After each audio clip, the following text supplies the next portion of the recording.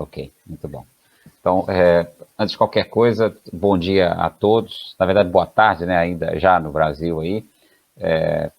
Agradecer o convite mais uma vez de participar desse evento da Abrasca.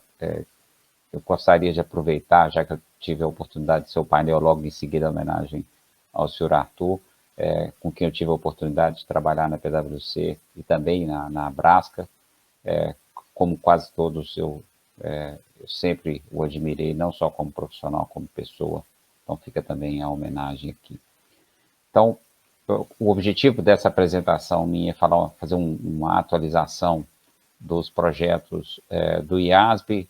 A realidade é que a cada 3 meses é impressionante que a gente acaba tendo, de fato, algumas atualizações. Então, mesmo que alguém tenha tido a oportunidade de participar de outros processos de atualização, nessa apresentação, eu pretendo focar um pouco mais em algumas áreas que talvez eu não tenha em outras apresentações que eu fiz a atualização falado, né?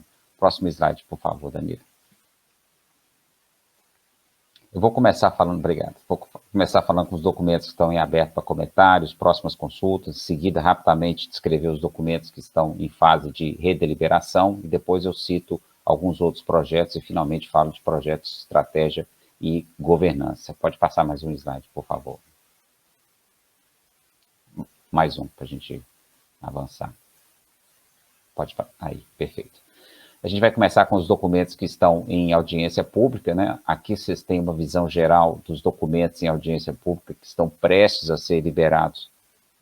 Perdão, os documentos que estão em audiência pública e os que estão prestes a ser liberados, esses dois últimos que vocês estão vendo aí na tela, e eu vou falar cada um deles, vou estressar esses dois últimos aí, porque eu acho que eles são importantes para o Brasil, e a gente vai ter um período de comentários que vai até março, que é um período que muitas vezes a gente fica ocupado com outras coisas. No próximo slide, por favor, Danilo. Obrigado. Vou começar com o projeto de revisão dos requisitos de divulgação. Esse documento ele pode ser dividido em duas partes. A primeira é a proposta de um guia para ajudar o IASB, na verdade o Board, a modificar sua maneira de desenvolver e redigir os requisitos de divulgação.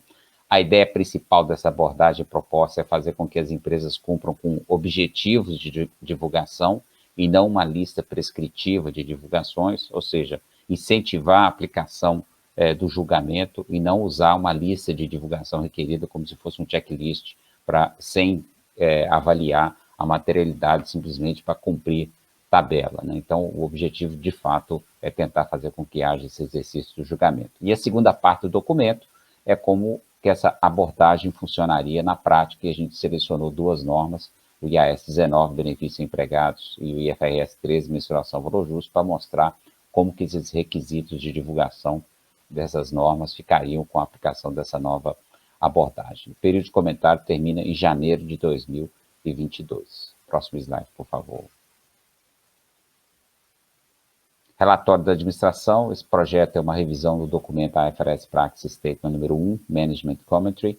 Esse documento, que foi originalmente emitido em 2010, está sendo revisado agora.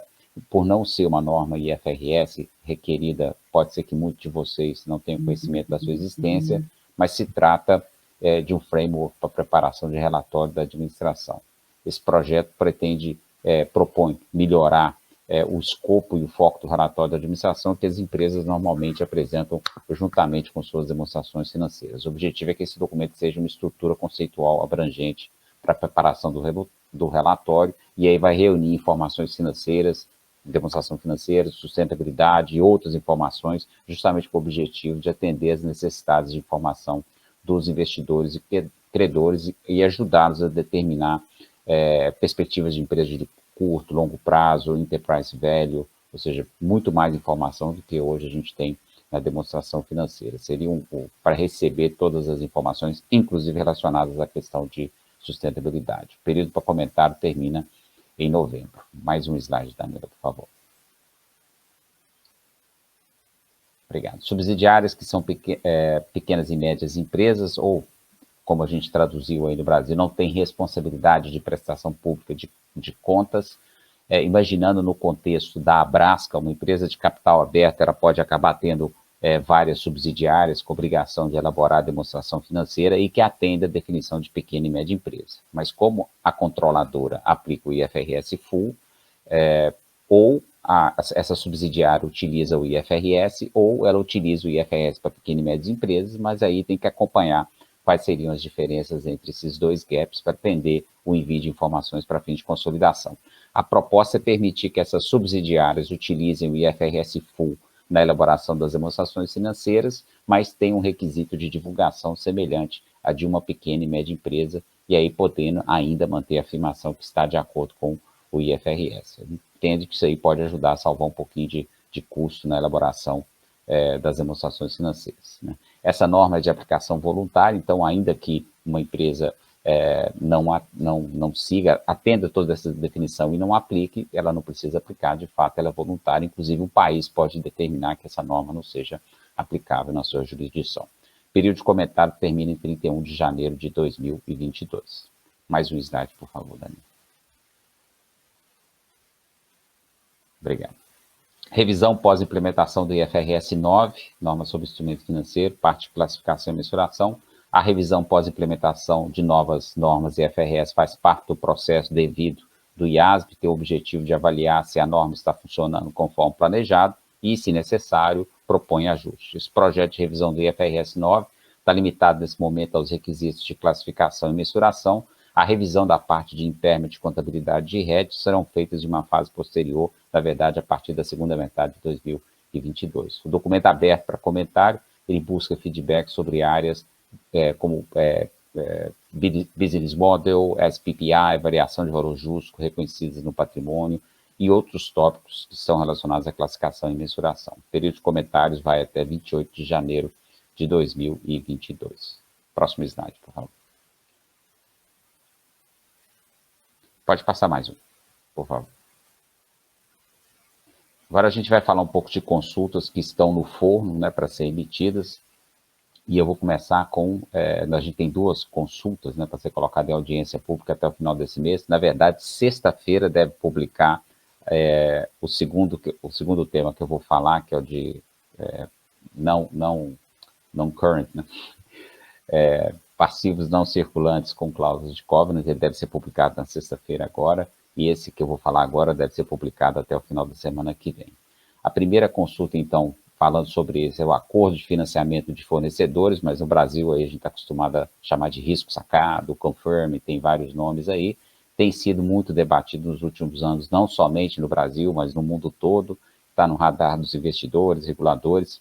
A proposta em si não é para determinar classificação, põe numa linha, põe na outra, mensuração, basicamente adicionar, para deixar mais explicitamente, porque a gente já tem inclusive uma agenda decision nesse sentido, mais explicitamente no IAS 7, a norma sobre fluxo de caixa, algumas informações sobre essas transações, requisitos de divulgação qualitativo e quantitativo, e chamar a atenção para aspectos, porque quando você conversa com o usuário, você entende um pouco mais sobre isso, por que isso, né? Mas chamar a atenção para os requisitos de divulgação da norma IFRS 7, especialmente sobre riscos de liquidez. Então, essa é uma norma que é importante que vocês, especialmente preparadores, comentem sobre as divulgações que estão sendo requeridas.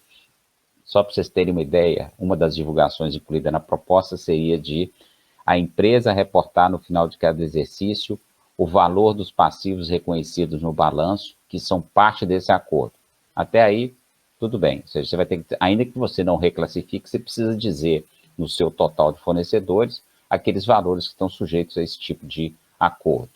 E quanto desse valor o fornecedor já teria recebido antecipadamente da instituição financeira que está intermediando a transação no final do período. Então, é interessante essa proposta, a gente tem um período de comentário que encerra em março, a gente vai estar preocupado com o fechamento, assembleia, etc. e tal. Então, é só para a gente ficar esperto para cumprir o prazo de comentário e comentar especificamente se o que está sendo proposto em termos de divulgação é factível, se vocês concordam com isso. É muito importante comentar. Pode passar mais um slide, por favor, Danilo. Muito bem. E a segunda consulta que eu falei, é que deve ser publicada na sexta-feira, classificação de passivos não circulantes com cláusulas que podem exigir pagamento imediato em caso de quebra de covenants. Esse projeto, na verdade, ajusta uma alteração que foi feita ao IAS 1 e aprovado em 2020, mas que ainda não entrou em vigência. E é mais fácil eu explicar essa alteração proposta dando um exemplo. Uma empresa tem fechamento em 31 de dezembro de 2021, mas ela tem que fazer um teste de um índice, cláusula de covenant, em 31 de março de 2022, então 3 meses depois do fechamento. Se ela não cumprir com aquele índice, aí a dívida é considerada vencida imediatamente. E vamos supor que em 31 de dezembro a empresa não atendia o índice. Pela alteração que foi aprovada em 2020, como a empresa não vai poder afirmar que não terá que pagar a dívida nos próximos 12 meses, porque ela sabe que ela tem que testar em março e ela não, em dezembro, ela sabe que ela não vai atingir aquele índice. Ela não atingiu em dezembro. Então, ela sabe que não vai conseguir evitar o pagamento, dizer que não tem que pagar em 2 meses, porque ela vai testar. Então, o raciocínio era que, nesse tipo de situação, você deveria classificar essa dívida para o curto prazo, né? Isso que foi aprovado em 2020. Aí, depois de muito debate, várias considerações, o IASB voltou atrás e concluiu que as condições de que uma entidade tem que cumprir após o período do relatório não deveria afetar a classificação de um passivo como circulante ou não circulante naquela data. Mas é uma questão filosófica, né? Não, é um evento subsequente, por que eu trago nesse sentido aqui? Em 31 de dezembro, de fato, o meu contrato previa que eu devia pagar a dívida em 12 anos, né? Mas tem uma cláusula que é condicional e ela interfere na questão da relação dos 12 meses. Então, por isso que é importante a gente entender, porque ainda que tenha voltado atrás nesse sentido, a proposta é que, caso ela tenha essa situação, ou seja, de ter que cumprir com o índice após a data do balanço e antes de 12 meses, no nosso exemplo aí, 31 de março, a empresa vai precisar de apresentar esses passivos não circulantes em uma linha separada. Então, eu não vou entrar no detalhe de como essa reclassificação seria feita dentro do não circulante, mas assim como a proposta sobre risco sacado, eu recomendo que vocês leiam com atenção o documento e deem o seu feedback. Esse também deve ter como data final para comentário a segunda metade de março. Então, de novo, esses são 2 temas muito pontuais, mas eu acho que tem um impacto muito grande para vocês. Então, dê uma olhada na proposta, veja se vocês concordam com isso e, por favor, mandem seus comentários. Próximo slide, por favor, Daniel. E pode passar mais um, para ganhar tempo aí. Redeliberações, isso aqui são documentos que estão, que foram em audiência pública, retornaram para nós, para que a gente possa fazer as redeliberações. Aí, nesse momento, a gente tem em processo de redeliberação 8 projetos de variados tamanhos. Eu vou dar um pouco mais de detalhes sobre os 4 primeiros projetos. Pode passar mais um slide, por favor, Danilo. Vamos começar com demonstrações financeiras primárias. Esse projeto ele trata de uma nova norma IFRS que vai substituir o IAS 1. Na verdade, ele vai manter grande parte do texto do IAS 1. As alterações são basicamente relacionadas à demonstração do resultado. O principal objetivo é melhorar a comunicação sobre o desempenho da empresa, permitir comparabilidade, atender uma série de demandas que existem por conta da parte dos usuários. É um projeto grande, praticamente todo mês a gente tem algum documento na agenda de reunião do board para tomar uma decisão, e a proposta basicamente traz subtotais definidos na demonstração de resultado, trabalha melhor o conceito de agregação e desagregação, discute a questão da apresentação por função, por natureza, e traz, e essa é uma novidade que foi bem aceita, traz para demonstrações financeiras algumas medidas não GAAP, ou chamadas de Management Performance Measures. Tudo isso a gente entende vai trazer um pouco mais de disciplina e transparência para as informações de desempenho e, no caso do non-GAAP measures, que são comumente utilizadas nos mercados. Principalmente para elas, a questão da transparência é fundamental e com algum nível de assurance sobre ela, né? Como eu disse, esse é um projeto grande, tem muito feedback para analisar, muita decisão para tomar e ainda vai levar algum tempo até que a gente possa publicar um documento em forma final. Mais um slide, por favor, Daniel. Obrigado.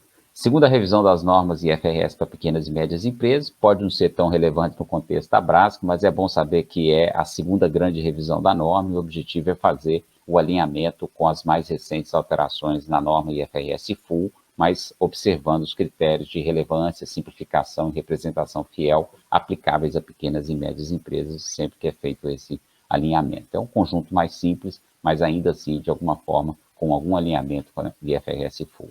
Próximo slide, por favor, Daniel. Goodwill Impairment, esse projeto é uma proposta posterior à revisão pós-implementação do IFRS 3, combinação de negócios. A gente publicou um documento de discussão que propõe melhorar as informações sobre aquisições, especialmente sobre o desempenho subsequente do negócio adquirido, mas esse projeto também traz algumas simplificações no teste de impairment, principalmente traz ao debate se a amortização do ágio deveria ser reintroduzida ou se deveríamos manter o atual modelo de teste anual de impairment que vem sendo feito. Nesse momento, o IASB está começando a tomar decisões preliminares sobre o pacote de divulgações sobre combinação de negócios, para depois tratar da questão do dilema, né, de amortizar o goodwill ou testar por impairment. Próximo slide, por favor. Obrigado. IFRS 16, norma sobre arrendamento mercantil, entrou em vigor recente, né, 2019, e a partir de sua aplicação, a gente identificou a necessidade de incluir orientações sobre a mensuração de passivos de arrendamento em uma transação de sale e leaseback, especialmente quando o leaseback prevê pagamentos variáveis. O projeto, basicamente, é para incluir orientação sobre esse assunto. Não necessariamente haja uma divergência, mas, de fato, essa orientação vai ser muito bem-vinda, porque ela não estava lá. Né? A gente vai discutir a direção desse projeto em nossa reunião agora em dezembro. Mais um slide, por favor. Obrigado. Para não dizer que não falei de flores, não do meu amigo Eduardo, mas dos últimos 4 projetos que estavam naquele slide, revisão pós-implementação do IFRS 10, 11 e 12, o feedback geral é que essas normas estão funcionando adequadamente. Ainda assim, discutimos no mês passado e nesse mês também alguns potenciais assuntos para serem considerados na agenda consultation. A gente também está com um projeto de atividades com tarifas reguladas, o staff apresentou um sumário do feedback recebido e no próximo mês a gente já deve começar a tomar algumas decisões sobre os próximos passos do projeto. E sobre os 2 últimos, combinação de negócios sobre controle comum e falta de câmbio, que a gente chama de projeto Venezuela, o staff vai nos passar um sumário do feedback recebido sobre esses 2 documentos na reunião do próximo mês, em dezembro. Próximo slide, por favor. Pode passar mais um. Obrigado. Outros projetos, aqui você tem outros projetos em nosso plano de trabalho que provavelmente resultarão, eu falo possivelmente, não provavelmente, resultarão em um futuro documento para consulta, mas que ainda deve levar algum tempo para ser emitido. Os 2 primeiros projetos, esses com certeza vão sair documentos, que é instrumentos financeiros com características de patrimônio e gestão dinâmica de risco, macro-hedge, eles estão avançando, inclusive a gente tem tomado algumas decisões, esse mês, inclusive, sexta-feira, a gente vai falar sobre macro-hedge. Os 2 projetos seguintes, provisões e equivalência patrimonial, nesse momento estão parados, deve ter um redirecionamento somente no próximo ano, e o projeto de atividades extrativas, que envolve principalmente segmento de petróleo, gás e mineração, basicamente o IASB concluiu por não fazer uma revisão fundamental do IFRS 16, mas endereçar melhor, principalmente questões de divulgação nesse segmento. Próximo slide, por favor. Pode passar mais um. Obrigado. Projetos de estratégia de governança. Agora a gente vai falar dos projetos de estratégia de governança da Fundação IFRS, então é um pouquinho mais abrangente, não IASB, né? Temos atualmente 2 projetos nessa área. O primeiro projeto está relacionado com a terceira agenda consultation e o segundo é o projeto sobre relatório de sustentabilidade. Eu vou falar de cada um deles, começando com a agenda consultation. Esse é o documento mais formal que nós temos aqui no IASB, que a gente usa para obter confirmação das partes interessadas, stakeholders, sobre o que a gente adiciona no plano de trabalho do IASB nos próximos 5 anos. Esse documento pergunta questões sobre direção estratégica, tópicos ou questões que a gente deveria priorizar, projetos, etc.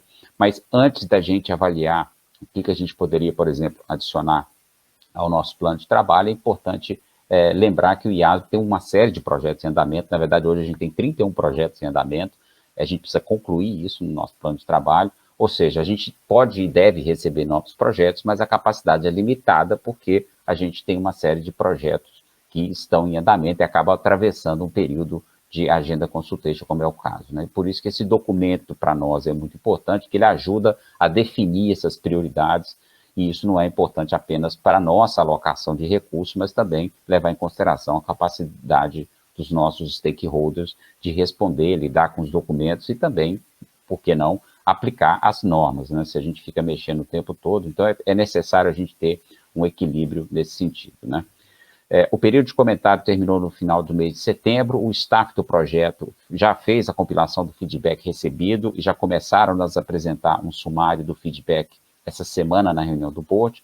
O objetivo é a gente ter concluído o processo de definição do plano de trabalho até junho de 2022. Pode passar mais um slide, Danila, por favor.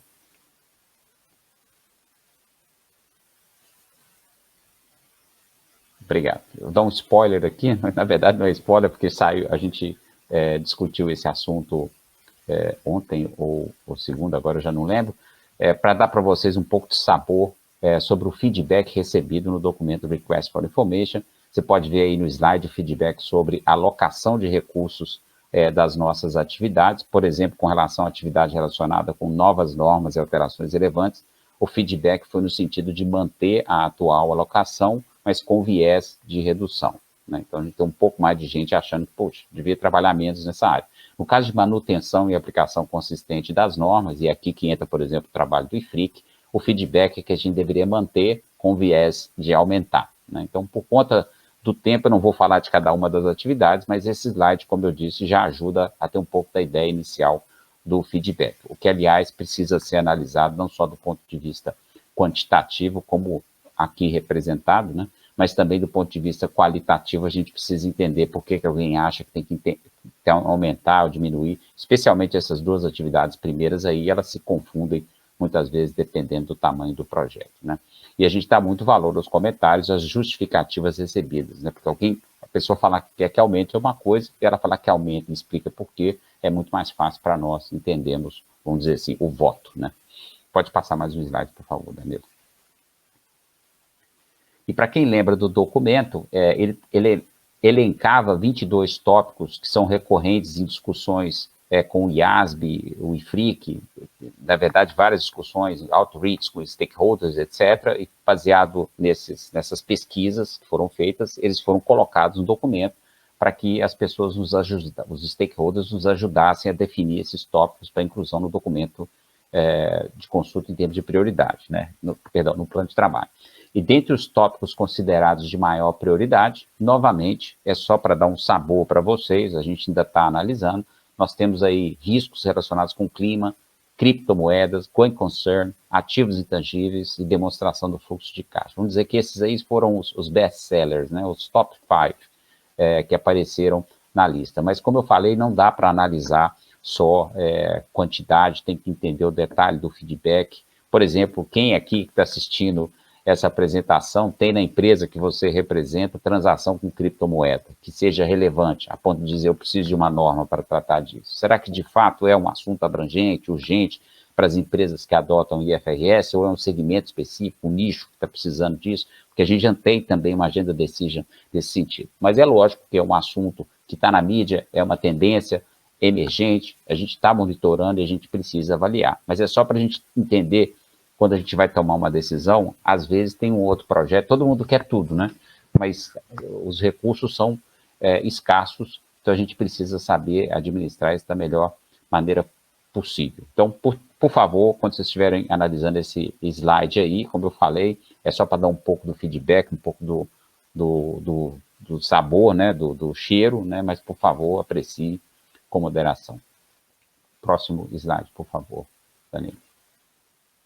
E o segundo projeto é o relatório de sustentabilidade.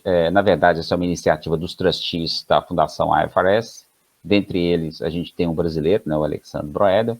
Os trustees, desde o ano passado, vêm trabalhando para atender a crescente demanda que a gente tem visto aí dos relatórios de sustentabilidade. O Sérgio da Brasca vive me mandando os artigos que saem no jornal. Na COP26, em Glasgow, nesse mês de novembro, o chair dos trustees, o Eric Lickning, ele confirmou a criação de um novo board dentro da estrutura de governança da Fundação IFRS, seria o International Sustainability Standards Board, ISSB, ou ISSB, ou em algum momento alguém falou ISB, né? Mas a realidade a gente tem mais usado o ISSB, que seria um board irmão do IASB, com uma função diferente, mas provavelmente com forte interação. E reconhecendo a urgência do assunto e a fim de permitir que esse novo board tenha um início de funcionamento de qualidade, a gente chama aqui de um running start, né? Os trustees criaram um grupo de trabalho de preparação técnica, o TRWG, composto por representantes, aí começa a sopa de letras, né? CBSB, TCFD, IASB, VRF, Fórum Econômico Mundial, todos apoiados pelo IOSCO. Então, esse grupo de trabalho, ele foi criado para fornecer recomendações ao novo board. Eles têm como objetivo entregar 8 documentos para esse novo board, o board já vai começar com o documento em mãos, né?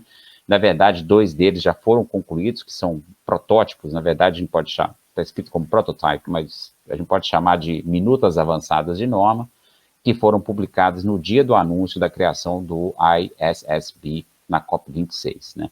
O primeiro dos documentos se concentra em divulgações relacionadas ao clima, que se baseia nas recomendações do TCFD, e agora eu vou explicar o que é, Task Force on Climate Related Financial Disclosures, e inclui divulgações específicas da indústria, e nesse caso, muitos dos membros associados da Brasca, na verdade, alguns, né, não sei se muitos, ou pelo menos eu sei que alguns, certamente, já utilizam, inclusive, em alguma extensão, as recomendações do TCFD e geram relatórios nesse sentido. O segundo documento, a minuta, né, o prototype, representa requisitos gerais para divulgação de informações financeiras relacionadas à sustentabilidade, seria o equivalente a uma versão do IAS-1, só para normas de divulgação de sustentabilidade. Com esses 2 protótipos ou minutas, o novo board já poderia começar a trabalhar com o objetivo de ter documentos emitidos para a audiência pública muito rapidamente, né? Próximo slide, por favor, Daniel. Obrigado. E para entender um pouco, porque essa sempre é uma dúvida que vem, qual que é o papel de cada board na Fundação IFRS, o IASB, ele mantém seu trabalho de emissão de normas internacionais sobre relatórios financeiros, IFRS, e esse novo board, ISSB, faria a emissão de normas de divulgação sobre sustentabilidade, o IFRS Sustainability Disclosure Standards. Percebeu que a marca, o brand IFRS foi mantido, apesar de a gente estar falando de Sustainability Disclosure Standards. E esses 2 relatórios eles são complementares, procurariam atender prioritariamente a demanda de investidores e outros participantes de mercado de capitais, o que a gente chama de usuários primários, ou seja, o framework é o mesmo que está no IFRS Framework, no sentido de atender a esses usuários primários. Próximo slide, por favor. Que é um slide de conclusão, né? Só para dizer muito obrigado de novo pela oportunidade, eu espero que tenha sido útil essa apresentação, eu tentei passar um pouco de algumas alterações que foram mais recentes das últimas reuniões nossas aqui. Eu fico à disposição para o debate, eu devolvo, na verdade eu passo a palavra, queria devolver para a Renata, mas ela não conseguiu entrar, eu espero que agora ela consiga se juntar a nós. Obrigado. Olá, Tadeu, boa tarde. Agora sim, estou aqui, firme e forte. Aproveitar para vender meu peixe, né? Por mais que as tecnologias sejam muito, a gente precisa fazer reuniões pessoalmente, né? Porque isso não aconteceria. Então, pessoal, vamos viajar, vamos nos encontrar, né? Acho que é super importante. Mas, brincadeira à parte, desculpe pelo problema tecnológico, né? E eu queria aproveitar, já que o Tadeu fez essa apresentação maravilhosa, destacar o trabalho incrível que o Tadeu vem fazendo à frente do IFRS. Eu acho que está representando muitíssimo bem o Brasil, Tadeu, é um orgulho ter você lá, é muito importante para a gente. E também exaltar o seu esforço, que eu sei que é muito grande em conclamar mesmo os contadores brasileiros a participar dos processos, né? Porque a gente tende muito a reclamar da obra pronta, né? A gente é engenheiro de obra pronta por formação, a gente gosta de fazer isso, né? Mas a gente não participa na elaboração da norma, e eu acho que você tem feito um trabalho incrível nesse aspecto, assim, despendendo uma energia enorme, tentando de fato envolver as pessoas, e fica aqui o agradecimento, já que eu não pude fazer a introdução. Parabéns, Tadeu, pela apresentação. A gente tem só uma única pergunta, e é para o Faveiro, do Faveiro da CVM, querendo saber, Tadeu, se há alguma discussão sobre o tratamento contábil de crédito de carbono no IASB. Excelente pergunta. Na verdade, ele deve lembrar que tem lá atrás, né, teve uma interpretação, depois ela foi retirada, mas esse é um dos temas que está um dos 22 tópicos, né, no Agenda Consultation. Ele recebeu votos importantes, e por isso que a gente fala também da questão qualitativa da análise do feedback recebido, porque a gente entende que, por exemplo, todo mundo quer o Climate-Related Risks. O que é Climate-Related Risk? O que exatamente seria isso? A gente precisa alterar uma norma? Seria um estándar novo? Então, a gente também está buscando um pouco desse entendimento, e um deles é justamente esse tema que o Fábio citou aí, né, com o tratamento contábil do crédito de carbono. Esse, com certeza, ele faria e entraria dentro dessa questão, porque a gente está percebendo que está começando a ficar relevante, e essa é uma das maneiras que a gente provavelmente vai ter, para quem não consegue fazer todo o seu processo verde, pelo menos é uma tentativa de você comprar um pouco do direito, né, de poluir, ou da não condição de limpar o seu processo totalmente, né? Então, eu acho que certamente esse assunto vai entrar na agenda, e é bom você ter perguntado, porque isso reforça a necessidade da gente tratar do assunto.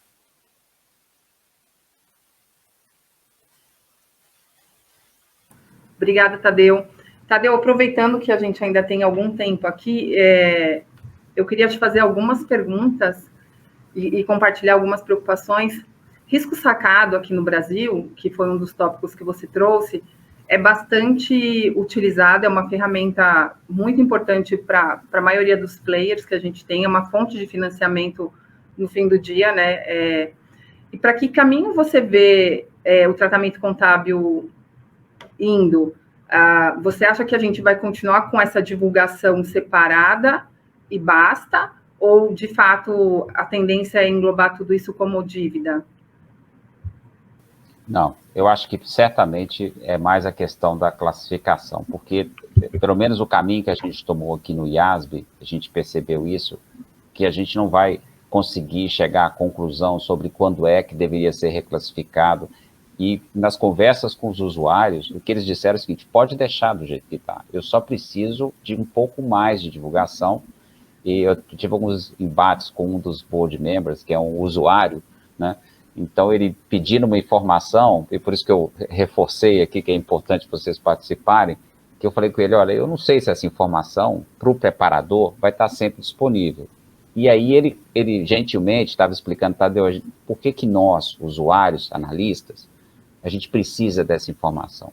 Porque ela tem um impacto muito grande na liquidez da companhia. Chega um determinado momento que ela está sendo totalmente financiada, não é só mais uma relação só com o fornecedor. O fornecedor já sumiu, ele já pegou o dinheiro dele, o seu relacionamento é com o banco. Então, ele foi explicando, ficou claro para mim, mas eu ainda acho que talvez as empresas não consigam coletar a informação que eles estão pedindo. Não porque a empresa não queira coletar, porque eu acho que você pode, inclusive, avançar na relação do fornecedor com a instituição financeira. Você, apesar de ter um contrato, você não faz parte dessa relação.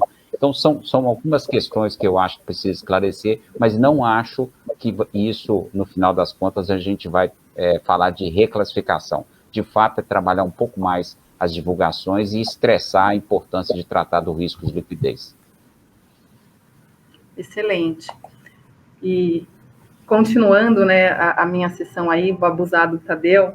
Tadeu, no meio do ano a gente teve uma preocupação bastante grande aí dos contadores que estão participando das discussões, né, por conta de uma tentativa de agenda decision do IFRIC, que falava de covenants e que era bastante agressiva no sentido de fazer com que as empresas, de fato, reclassificassem para o curto prazo uma dívida que nem o banco estaria pronto para exigir, uma vez que não tinha nem medição naquela data determinada.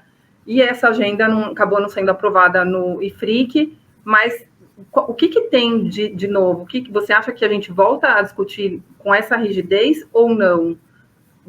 De como a norma está, não tem de... Esse documento ele vai ser publicado na sexta-feira, né, que já é não é um meia-culpa, né, mas voltando da posição que foi emitida em 2020, né, para dizer, porque eu entendo perfeitamente por que alguém fala o seguinte, ó, se você tem que testar em março e você já claramente não vai atender o índice, então, do ponto de vista contratual, você não vai conseguir evitar, ele vai poder exigir o pagamento daqui a 3 meses. Então, como é que você pode afirmar que você consegue evitar pagamento em 12 meses? E uma das cartas recebidas, tem vários argumentos, e é verdade mesmo, Renato, você sabe disso, que ainda que descumpra a cláusula, tem todo um processo de negociação, etc. E tal, dificilmente alguém vai chegar lá, bater na porta e falar, não, eu quero agora. Então, tem todo um processo, e a gente sabe como isso funciona, mas contratualmente não está totalmente errado dizer que eu não consigo evitar o pagamento. Na verdade, eu vou ter que pagar se for exigido, aí é lógico, tem todo um processo de negociação. Mas a realidade, aí vem o outro lado, né, é um evento subsequente. Eu estou antecipando alguma coisa que vai ser medida em março, né? Então, esses dois fatores, e também o disruption, que esse tipo de classificação poderia causar, se você parar para pensar, muita gente reclama disso, né? Eu classifico por curto prazo, passou 3 meses, eu volto com ele para o longo. É um processo que não vai ajudar os usuários e a gente percebeu isso também. Então, por isso que mudou, está sendo proposta uma mudança, e ainda bem que o amendment nem chegou a entrar em vigência, né?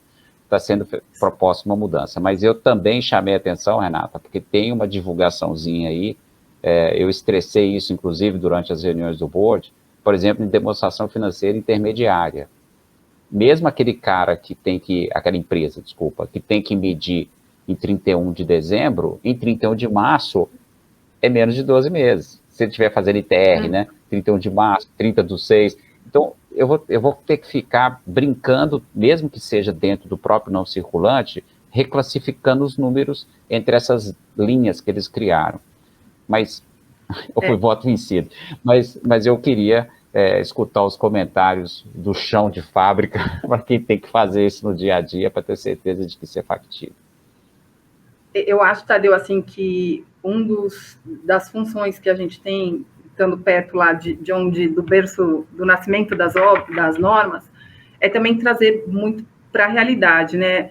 Porque imagina uma empresa que não quebrou covenants, ir lá no mercado e começar a bater na porta do banco e falar assim, olha, daqui a 6 meses, eu não tenho certeza ainda, mas eu acho que eu vou quebrar o covenants, me dá o waiver com antecedência, assim, vai virar uma histeria no mercado, porque essas informações, por mais que elas sejam sigilosas, na prática a gente vê que elas vazam, e aí o mal, eu acho que o mal que causaria à saúde financeira das empresas seria muito pior nesse sentido. Então, acho que assim, a nossa função também é, como preparador e como influenciador lá, representando o nosso país e representando a classe contábil, eu acho que é também trazer para mais próximo da realidade possível, né? Porque não é só contabilidade, na verdade, é a sobrevivência das empresas, principalmente quem trabalha em empresa que tem uma situação um pouco mais complexa em termos financeiros.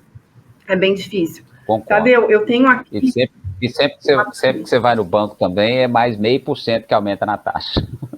Exatamente. Você nunca sai de lá só com seu waiver. Você vai sair de lá com mais alguns contratos, mais algumas obrigações, exatamente. Com certeza. Tadeu, tem uma pergunta aqui, feita pelo professor Eliseu Martins, acho que é bastante interessante, que ele está comentando que agora os interessados na classificação dos títulos, quando a gente estava falando lá do risco sacado, dos títulos híbridos, é o Tesouro Nacional. Alguma ideia de mais luz sobre esse tema? Você teria? Sim. Professor, nós estamos falando de híbrido de classificação patrimônio e dívida, né? Isso.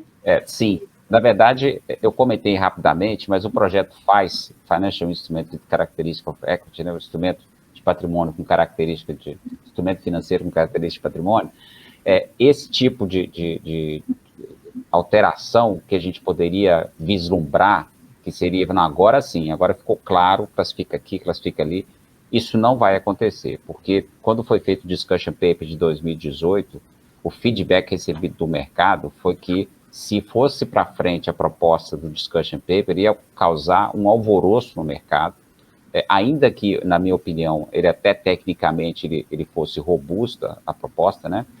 Mas a realidade é que o mercado já trabalha com esses instrumentos há muito tempo. E é interessante que, de novo, veio o próprio usuário para defender, para dizer o seguinte, não, o que eu preciso, o que eu sinto falta é de informação sobre esse tipo de instrumento. Às vezes a empresa tem esse tipo de instrumento, você vai ler a nota explicativa e não tem informação sobre isso. Então, a classificação, sem dúvida, era importante e seria uma sinalização. Mas tão importante quanto essa classificação ou essa sinalização é a divulgação, os termos, e é isso mesmo que nós estamos tentando trabalhar a partir do IAS 32, mexendo em algumas questões práticas, como é que a gente vai trabalhar isso, mas sem fazer uma alteração fundamental no IAS 32. Every other month, né? A cada 2 meses a gente toma uma decisão. Está movendo a passo de formiguinha, mas é impressionante o time desse projeto, eles são muito disciplinados. Eles procuram, eles entendem todas as questões, eles fazem uma proposta. Então, eu acho que quando a gente soltar um documento, essa revisão do IAS 32, ela vai ajudar bastante todas essas questões, essas discussões de instrumentos híbridos. Tadeu, ainda nessa linha dos instrumentos híbridos, aqui no Brasil, a gente, de fato, não tem linhas de crédito de longo prazo, a não ser quando o BNDES resolve conceder crédito para as empresas. E acaba que as empresas recorrem muito ao mercado de capital fora do país. E a gente já teve algumas empresas brasileiras recorrendo a instrumentos com característica de conversão. Mas por conta do aspecto fixed for fixed da norma, as empresas brasileiras nunca podem trazer essa dívida ou essa parcela da dívida que ela entende que tem o potencial de conversão para dentro do patrimônio líquido, né? A gente está sempre com 100% do endividamento lá na parte de financiamento mesmo. Você vê algum movimento, alguma preocupação, ou até em outros países, as pessoas incomodadas, porque todo mundo que não tem moeda funcional dólar ou euro, que são os principais mercados onde você consegue captar, eles estão fora de se beneficiar dessa regra contábil, desse aspecto da regra contábil, que é uma super condição que a gente traz para o balanço, uma vez que você diminui muito o endividamento das companhias. Você tem essa chiadeira também fora do Brasil, você percebe, ou só está limitado a gente aqui incomodado por não conseguir utilizar uma possibilidade de aplicar uma parte da regra contábil que beneficiaria os nossos balanços? Não, na verdade esse é um problema que também tem aqui na Europa. Teve uma interpretação, inclusive, que ela tinha um apelido de um banco, porque o pessoal falou que foi um lobby do banco para tentar conseguir, mas na realidade é que tem vários instrumentos, e aí muitas vezes a discussão gira em torno do documento, então parece que é até aquele banco ou aquela empresa que, mas não é verdade, é porque é só pegando como um exemplo. E por isso que eu falei que o pessoal do time, o time desse projeto, ele é muito disciplinado, porque eles pegam os instrumentos, discutem, e esse tema especificamente, eu acho que eu acho que eles estão tentando buscar uma solução, mas no caso do Brasil e das dívidas, é improvável, é mais instrumento de capital mesmo, quando é emitido em outra moeda, esse tipo de situação que talvez tenha algum tipo de alívio nas alterações. No caso de dívida em moeda estrangeira, acho que a gente não vai conseguir resolver. Porque as dívidas conversíveis... Aliás, eu não vou mesmo... Desculpa, a gente não vai, na questão de resolver, porque eu não sei se tem problema. Não, na verdade, assim, a gente tem, dividindo aqui com você, acho que virou mais um bate-papo, mas a gente tem um desconforto, porque você pega duas operações idênticas, se ela for feita por uma empresa americana, moeda funcional dólar, parte da dívida vai ser classificada como patrimônio, parte como dívida. E a empresa brasileira, como tem moeda funcional real, 100% é sempre dívida. Então, assim, você está olhando para a mesma transação, só que na contabilidade ela tem reflexos diferentes. E aí, até como contadora, ter que explicar isso para os CFOs para a presidente é bastante difícil. Eles ficam muito bravos, eles acham que literalmente a culpa é dos contadores. Mas, enfim... eu já escutei muito, inclusive, o cara fala assim, a nossa moeda funcional devia ser dólar. Porque a gente faz dinheiro em dólar. Aí começa, essa conversa eu já conheço de muito tempo, né? Tá ótimo. Mas Tenho mais duas perguntinhas. Isso. Tenho mais duas perguntinhas aqui para você. Do Haroldo Levi, ele pergunta aqui para você, quando se fala em relatórios complementares, né, como agora a gente tem o de sustentabilidade, não se pensa em integrar tudo em um único relatório? Excelente pergunta. Com certeza a demonstração financeira, não. A demonstração financeira vai continuar onde está, mas a pergunta do Haroldo ela é muito relevante quando a gente fala de relatórios da administração. Esse documento nosso, o IFRS Practice Statement, o Management Commentary, ele pode perfeitamente ser um instrumento, um relatório um pouco mais amplo para, inclusive, receber todas essas divulgações de sustentabilidade. E dependendo da jurisdição, os países podem decidir, por exemplo, a gente tem lá a European Union Directive, etc., mas muitos países podem decidir que o lugar correto para você colocar essas informações é, por exemplo, dentro do relatório da administração. Então, esse comentário que o Haroldo fez, ele é verdadeiro, mas eu não acho que ele vai incorporar a demonstração financeira, mas o relatório da administração, por exemplo, ele pode se fundir com relatórios de sustentabilidade e outros relatórios para incorporar todas as informações num documento único. Mas não acredito, nesse primeiro momento, na fusão com as demonstrações financeiras. Legal, obrigada. Tem mais uma pergunta do Haroldo aqui, e Haroldo, se você estiver online e puder até ajudar um pouquinho, porque até para mim passar para o Tadeu eu estou com um pouquinho de dificuldade, poderá haver faixa especial para quebra de covenants? Eu particularmente fiquei com dificuldade para entender a pergunta. Na verdade, não, se eu entendi a pergunta, porque eu também, durante a minuta que chegou para nós para revisarmos, uma das questões que eu falei assim, eu vou ter que classificar nessa linha separada de que vai haver um teste. Digamos que eu, por exemplo, eu sou uma empresa tão sadia do ponto de vista financeiro, que eu sei que em 31 de março eu estou tranquilo com relação àquele índice. Ainda assim, porque eu tenho que testar em março, eu vou ter que reclassificar para essa linha? Segundo a proposta, sim. Eu fiz essa pergunta. Para mim, talvez faz sentido eu destacar quando eu sei que eu não estou atendendo. E aí, sim, eu corro o risco, né? Talvez a discussão fique em torno do tipo assim, mas quer dizer que vai haver aquela famosa assim, não, se você não tem expectativa de quebrar o covenant, então você não precisa classificar. Não é isso. O que está sendo previsto em 31 de dezembro. Faz o mesmo cálculo que você faria em 31 de março. Se você não atender, aí precisaria de ser reclassificado. Mas a proposta não está assim. A proposta está, você tem que fazer uma medição em março? Tem. Então reclassifica para essa linha de que tem um covenant que precisa ser testado num prazo inferior de 12 meses. É isso que está sendo previsto de divulgação. Então, talvez respondendo um pouco o que o Haroldo falou, eu até preferiria que fosse uma linha que indicasse uma situação de close call, de quebra de covenant, e não que tivesse que trazer todas as dívidas só porque tem uma medição daqui a 3, 4 meses. E Tadeu, até porque você está mais por dentro das discussões, a gente aventou isso numa discussão aqui no Brasil. Por que a gente não levaria isso para uma nota explicativa? Por exemplo, dentro do que você mesmo mencionou, exemplificou, se eu tenho uma medição em 31 de março, eu estou fechando meu balanço de dezembro, eu já tenho o feeling de que eu vou quebrar os covenants, mas em dezembro eu não tenho obrigatoriedade de medição.